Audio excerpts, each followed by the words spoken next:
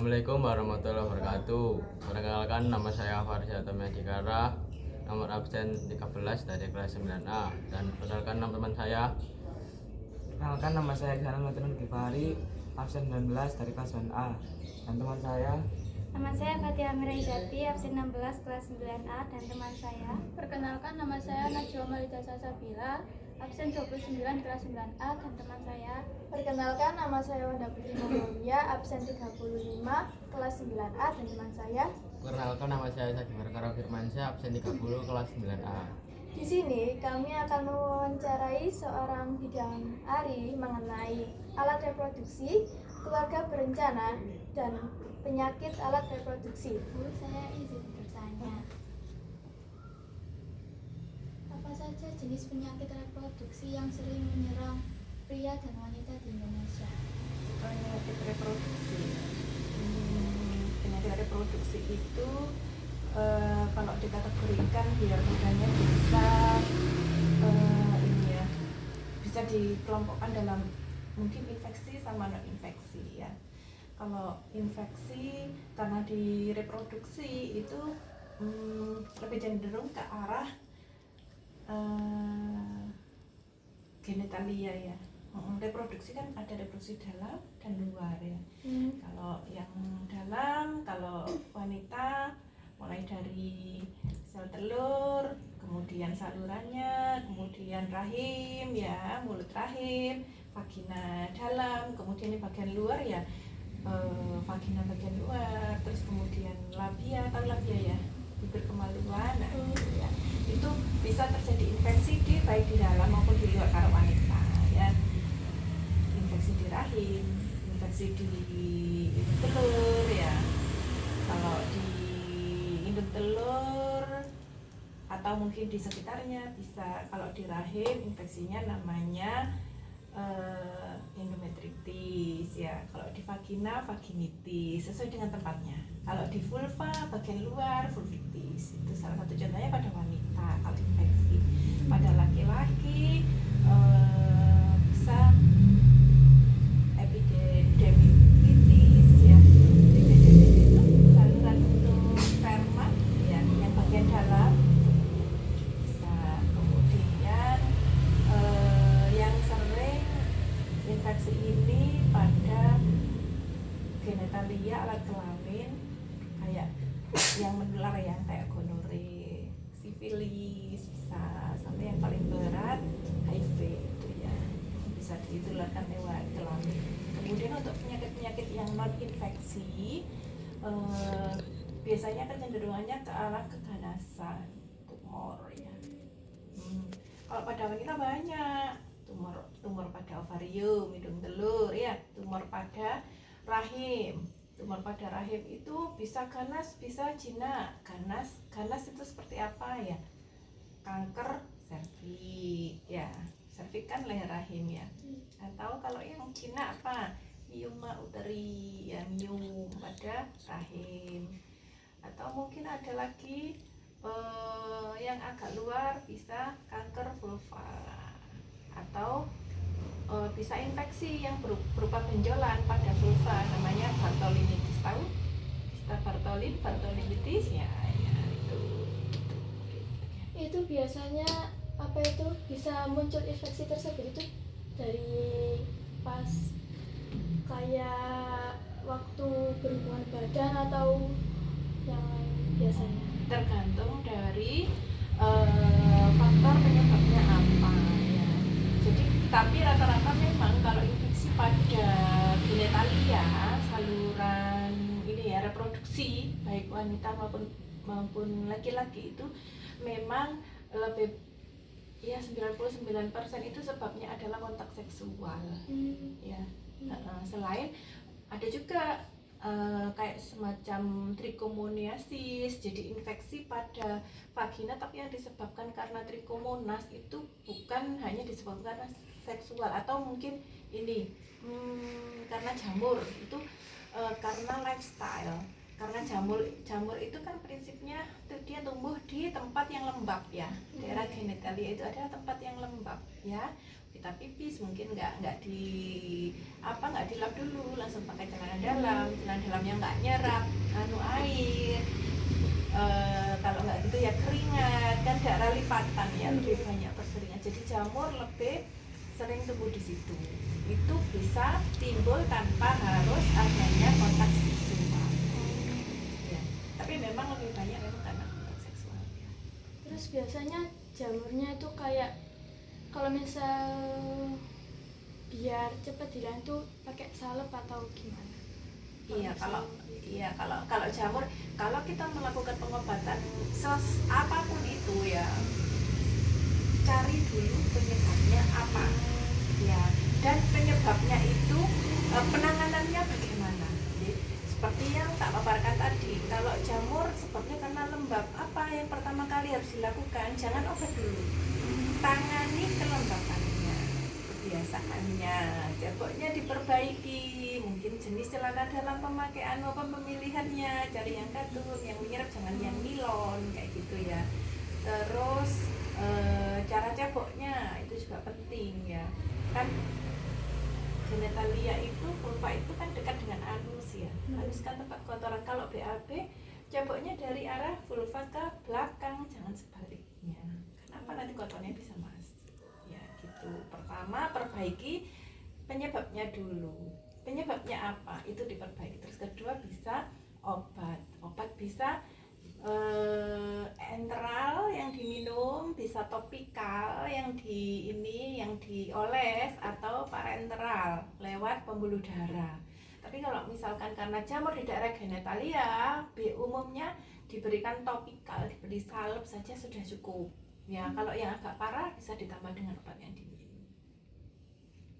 Terus cara mencegah infeksi itu gimana? Ya, kembali lagi ke tadi, diperbaiki dulu polanya ya, kebersihannya itu. Terus ada lagi, kalau jamur, spesifik untuk jamur itu bisa dipengaruhi juga oleh gula darah pada pasien-pasien dengan diabetes, dengan kencing manis ya. Diabetes itu kan gulanya manis ya, banyak mengandung banyak mengandung gula. Jadi rata-rata pasien dengan diabetes itu terjadi infeksi jamur di daerah genitalia. Berarti itu penyebabnya gara-gara mengkonsumsi glukosa dalam waktu kurang dari seminggu terlalu banyak. Tidak. Tidak. Diabetes itu bukan begitu. Diabetes itu jadi tubuh itu punya kompensasi ya, Dek. Tubuh itu punya kompensasi kalau semua organnya normal. Ya. Sampai makan gula berapa banyak, kalau organnya yang mengolah itu baik-baik saja, it's okay. Ya, kembali ke definisi dari kencing manis adalah gula darah meningkat atau tinggi di dalam darah yang disebabkan karena kekurangan hormon insulin di pankreas. Artinya kerusakan hormon penghasil insulin di pankreas. Ya, pankreas, tahu pankreas ya? Ya. Dekat liver. Itu ada satu tempat yang namanya pulau Langerhans. Dia yang memproduksi insulin. Insulin itu apa? Jadi kalau kita makan, gula darah kita akan meningkat di dalam darah. Padahal yang butuh gula darah adalah sel. Tahu perbedaan sel dan pembuluh darah? Kalau pembuluh darah salurannya, kalau sel ada di sekitar pembuluh darah. Jadi harusnya gula darah itu yang di pembuluh darah masuk ke sel untuk metabolisme. Masuk ke sel itu bantuannya apa? Dengan insulin. Kalau insulinnya nggak ada, darahnya gula darahnya berarti tetap di pembuluh darah, tidak bisa masuk ke sel. Makanya pembuluh darahnya banyak sekali gulanya, tidak bisa diserap ke sel gitu. Tadi tanyanya apa? Itu kalau misal mengkonsumsi satu minggu ya. Jadi artinya kalau insulinnya bagus, makan berapapun bisa. Kalau insulinnya nggak bagus, meskipun sedikit saja gula, yang bikin gula darah tinggi. Gitu. Jadi itu harus dijaga dari kecil. Ya, salah satunya itu ya, kerusakan dari penghasil insulin itu ya karena kebiasaan, terutama makan, ya kurang olahraga. Karena insulin itu, gula darah itu bisa diserap dengan baik juga salah satunya ketika kita berolahraga. Baik, terus saya mau tanya mengenai keluarga berencana. Jadi keluarga berencana itu fungsinya buat apa sih Bu? Kok sering gitu kayak ada pasangan suami istri yang melakukan program keluarga berencana? Iya. Sekarang dari definisi keluarga berencana, keluarga yang direncanakan. Yang direncanakan apanya? Dalam hal ini yang direncanakan adalah jumlah anaknya, mampunya berapa, ya. Kalau dulu, zaman dulu waktu presidennya Pak Soeharto itu slogannya KB adalah 2 anak cukup. Dipaksa anaknya 2 tapi kalau sekarang enggak, keluarga berencana direncanakan, ayo sak mampunya keluarganya, mampu 5 ya silakan, tapi rencanakan, ya direncanakan. Jadi kalau anak itu lahir 1 tahun kemudian enggak KB, ya enggak pakai alat kontrasepsi, 1 tahun lagi lahir nggak pakai kontrasepsi, 1 tahun lagi lahir, apa yang terjadi? Bakal kayak apa itu, orang tuanya kayak ribet. Terus dari segi anaknya itu bisa aja kayak kurang kasih sayang gitu. Selain itu kan dari psikologis, dari kondisi fisik kan, Kondisinya anak-anak nggak terbagi gizi yang cukup dari orang tua. iya, harusnya bayi mendapat ASI selama berapa lama? 1 tahun. 2 tahun. Ya, bagusnya 2 tahun. Kalau ASI saja 6 bulan. Ya, setelah 6 bulan diselingi dengan makan sampai dengan 2 tahun. Kalau misalkan kelahiran bayi itu tidak direncanakan jaraknya, apakah bisa maksimal? Ya, situ. Jadi kenapa sih harus direncanakan, harus berencana keluarga itu? Yaitu dari segi orang tuanya, segi ekonomi, finansialnya. Kalau sekarang menyekolahkan, daftarkan sekolah, tahun depan mendaftarkan sekolah, tahun depan lagi, terus habis itu yang ini lulus, apakah sempat untuk menabung, ya, untuk keperluan lainnya, untuk gizi anaknya? Ya, terlalu banyak faktor-faktor yang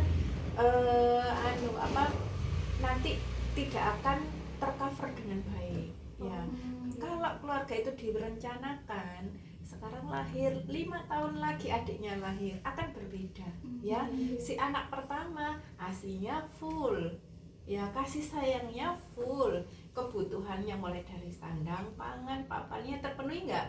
Terpenuhi, baru punya adik. Selain itu dari kasih sayang, terbagi nggak dia? Terbagi. Kalau masih sendiri enggak kan, full, ya. Beda dengan yang 3 tadi, pasti ada yang merasa tidak diperhatikan, kakak disuruh terus gitu. Kecuali kalau jaraknya panjang, jaraknya lebar, ya, dia sudah besar, oh ya aku punya adik, tanpa disuruh ada semacam insting, aku harus membantu adik. Kalaupun disuruh, oh iya adikku masih kecil, aku sudah besar gitu, ya. Jadi dari segi emosional, ya, psikologi, dan dari segi finansial, material, itu begitu. Ya. Terus saya mau tanya mengenai alat reproduksi, terutama menstruasi. Jadi menstruasi itu kan apa itu, kayak alat reproduksinya perempuan kan mengeluarkan darah. Nah itu kenapa kok bisa mengeluarkan darah, terus kenapa yang laki-laki nggak mengalami menstruasi juga? Iya, organ reproduksi laki-laki dan perempuan itu beda, ya. Yang bikin berdarah adalah uterus atau rahim. Laki-laki punya rahim nggak? Enggak, ya. Jadi ini ada gambarnya. Nih, organ reproduksi wanita kan ya. Ini vagina, kalau dipotong jadi segini ya. Ini organ reproduksi dalam. Ini uterus atau rahim, ini salurannya, terus ini indung telurnya. Ya. Jadi kalau misalkan ovulasi itu terjadi pada 14 hari sebelum haid yang akan datang ya. Jadi apa sih ovulasi? Sel indung telur, produksi pabriknya telur pada perempuan ini mengeluarkan sel telur. 1 bulan mengeluarkan Sel telur. 1 saja ya. 1 ini dia akan berjalan seret. Ketika ada sperma melakukan hubungan seksual wanita ini, sperma masuk seret. Sperma kan ketemu di sini, di ampulla tuba ya. Nah, kalau dia ketemu dia akan nempel di sini kurang lebih 6 hari dari pertemuan itu, sekitar 20 hari. Sekitar berarti 8 hari sebelum menstruasi kalau dia tidak terjadi kehamilan ya. Kemudian dia nempel di sini. Kalau dia ada sel telur spermanya, kalau jadi embrio. Kalau sel telur dengan sperma ketemu kan Terjadi proses fertilisasi. Fertilisasi. Kalau terjadi fertilisasi maka dia akan terjadi nidasi. Ya, penempelan pada dinding rahim. Lah, ini sudah disetting sama Allah. Dinding rahim itu kalau pada masa subur 14 hari sebelum haid yang akan datang, ketika terjadi ovulasi, itu rahim ini akan tebal. Ya. Kalau kita menstruasi hari pertama itu tipis. Dia akan menebal sampai 14 hari itu dia tebal. Memang itu disetting supaya kalau terjadi fertilisasi bisa tertanam di uterus, di rahim. Itu mengandung banyak zat makanan untuk embrio tadi, hasil fertilisasi tadi. Gitu. Nah, dia kalau hamil dia akan nempel di sini. Bagaimana kalau tidak hamil? Kalau tidak terjadi pembuahan, kalau tidak ada fertilisasi, kalau tidak ada hubungan seksual, hanya sel telurnya aja yang berjalan ke sini. Ya dia tidak bisa menempel, ya tidak terjadi nidasi. Akhirnya dia keluar. Nah, ini kan sudah kadung tebal ya, rahimnya kadung tebal, tapi nggak ada yang butuh. Ya sudah, yang tebal ini dia akan lama-lama mengelupas. Ya, sampai dengan 14 hari karena menstruasi adalah ovulasi adalah 14 hari sebelum haid yang akan datang. Kira-kira kurang dari 14 hari dia akan luruh semua, rontok, jadi berdarah, jadi menstruasi. Ya. Itulah kenapa orang hamil tidak men. Dan orang men pasti tidak hamil. Ya. Kalau terjadi menstruasi, tidak ada kehamilan karena dia tidak nempel. Kalau dia terjadi kehamilan karena dia nempel, dia tidak menstruasi. Ya, gitu. Ya. Sudah.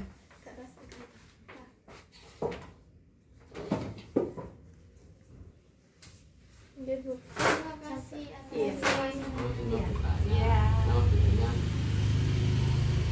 siapa ya? Nama saya Ari Murti Wulandari. Ya. Biasanya dipanggil Ari.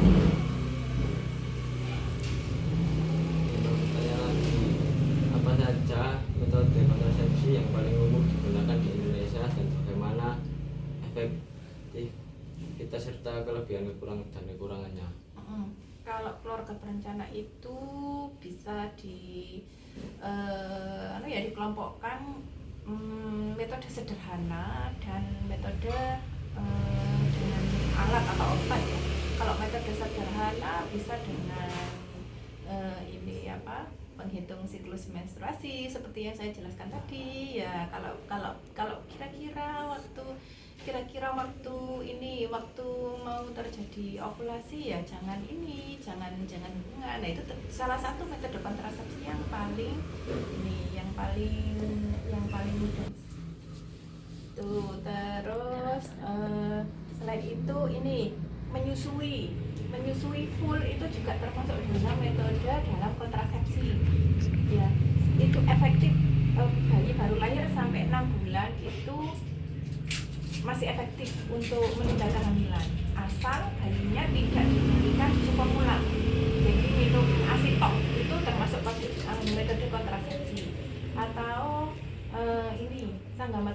terputus. Jadi kan sperma itu bisa dikontrol keluarnya. Kalau ketika ejakulasi itu bisa dikontrol. Tahu ejakulasi ya? Ya, ketika terjadi hubungan seks itu kan nggak langsung keluar spermanya ya. Beberapa waktu spermanya baru keluar.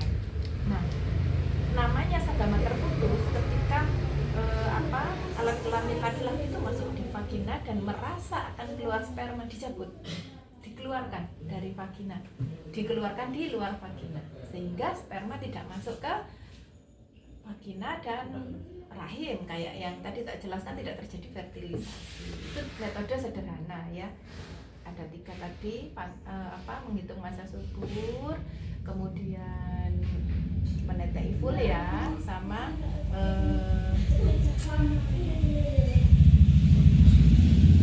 kalau kita makan itu ini koitus interruptus, jadi sanggama terputus ya itu. Terus ya menggunakan alat, bisa dengan kondom ya, kondom. Terus bisa dengan pil kalau wanita, pil KB ya, pil KB, bisa suntik, bisa pasang susuk di sini, bisa juga pasang alat dimasukkan ke rahim seperti ini. Alatnya ini masuk ke rahim ya, IUD ya namanya ya, spiral atau IUD itu masuk ke rahim, nanti jadi rahim tadi sini rahim, terus alatnya yang T, yang bentuk T itu dimasukkan di sini. T di sini. Jadi dia menghalangi sel telur tadi supaya tidak terjadi nidasi. Ya. Tuh. Terus ada juga metode operatif. Metode operatif bisa pada laki-laki dan perempuan. Kalau pada perempuan tadi yang salurannya dari rahim ini ke telur ya, itu dipotong atau diikat. Jadi tidak bisa bertemu. Ya, menghalangi pertemuan sel telur dan sperma. Ya, karena dihalangi jalannya. Kalau pada laki-laki itu yang dipotong adalah saluran epididymis dari testis yang mau ke vesika seminalis, itu dipotong supaya sperma itu bisa keluar. Itu metodenya. Yang sering sih ya, kalau di sini yang sering itu adalah suntik. Suntik ya, suntik bisa 1 bulan, 3 bulan.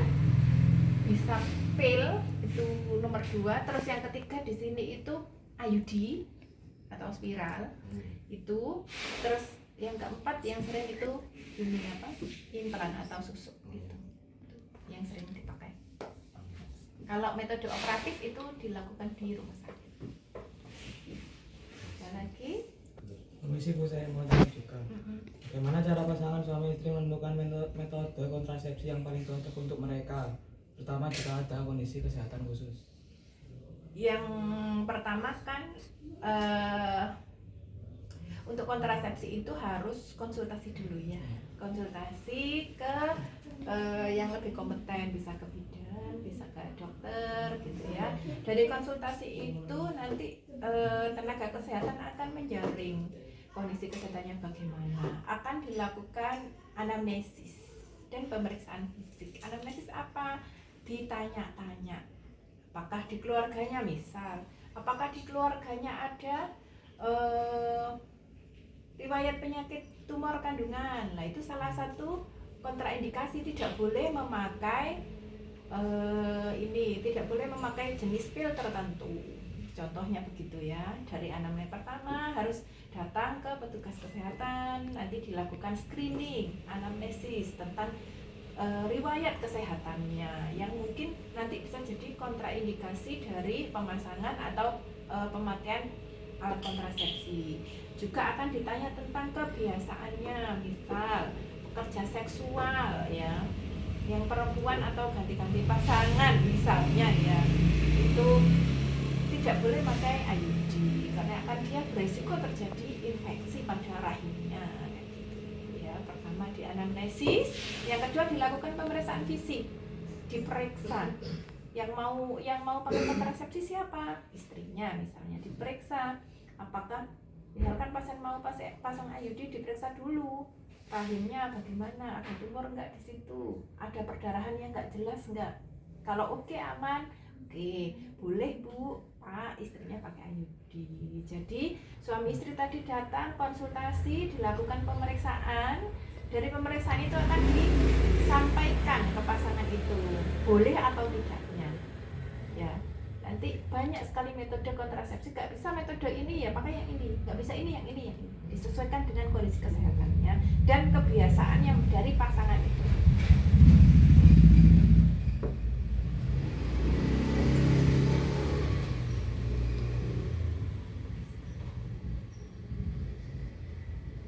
Mau tanya lagi, bagaimana layanan kesehatan dapat membantu pasangan, khususnya pasangan muda dalam merencanakan kehamilan dan mengatur jarak kelahiran dengan lebih baik? Layanan kesehatan ya rata-rata sih kalau pasangan ini datang ke tempat yang tepat pasti akan mendapat pelayanan yang tepat. Artinya jika ingin mendapatkan akses pelayanan kontrasepsi, maka datanglah ke tempat yang melayani kontrasepsi. Misal ke bidan, ke perawat belum tentu ada. Ke ini kan sekarang ada ya praktek perawat ya, belum tentu dia memiliki kemampuan dan memiliki sarana alat kontrasepsinya tersedia. Terus ketika ke rumah sakit ya datangnya ke poli KB, bukan ke poli umum gitu, atau ke klinik khusus, misalkan klinik ibu dan anak pasti ada layanan KB-nya. Jadi bagaimana supaya mendapatkan layanan yang baik? Ya datanglah ke tempat yang tepat, tempat yang benar-benar menyediakan layanan konsultasi dan layanan pemberian alat kontrasepsi. Ya, itu nanti bisa maksimal pelayanannya. Ya. Sekian itu Bu. Terima kasih sudah mewawancarai kelompok kami. Oke. Ya Bu. Sekian dari kami. Wassalamualaikum warahmatullahi wabarakatuh.